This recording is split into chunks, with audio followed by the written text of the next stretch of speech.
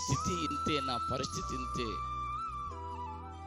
అంటూ కొట్టమిట్టాడుతున్నావేమో. నీ చుట్టూ శ్రమలు దుఃఖములు కలిగి వేదనతో నువ్వు నలిగిపోతున్నావేమో. ఈ ఉదయకాల సమయంలో ప్రియ సోదరి సోదరుడా,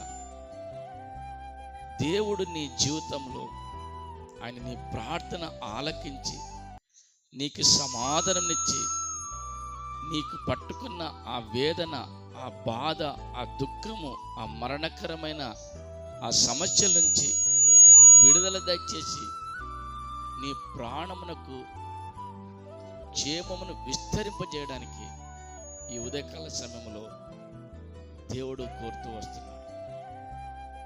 అందుకే 116వ కీర్తనలో రాయబడింది, నా ప్రాణమా యెహోవా నీకు క్షేమమును విస్తరింపజేసి ఉన్నాడు, తిరిగి విశ్రాంతిలో ప్రవేశించు.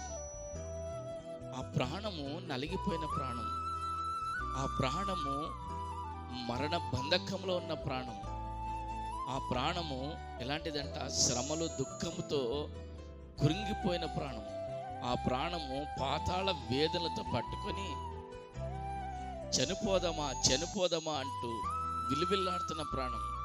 ఆ ప్రాణమునకు నెమ్మది లేని ప్రాణం. ఆ ప్రాణము ఎప్పుడైతే యెహోవా మీద ఆధారపడిందో, ఆ ప్రాణము ఎప్పుడైతే దేవుని ఆనుకునిందో, ఆ ప్రాణము దేవుని దగ్గరికి వెళ్ళి మొరపెట్టిందో, ఆ ప్రాణము ఎప్పుడైతే దేవుని అనుసరించిందో దేవుడు ఆలకించాడు ఆ ప్రాణాన్ని. హల్లెలూయా. అందుకే దావీదు అంటాడు, నా ప్రాణమా యెహోవా దేవుడు నీకు క్షేమను విస్తరింపజేస్తున్నాడు,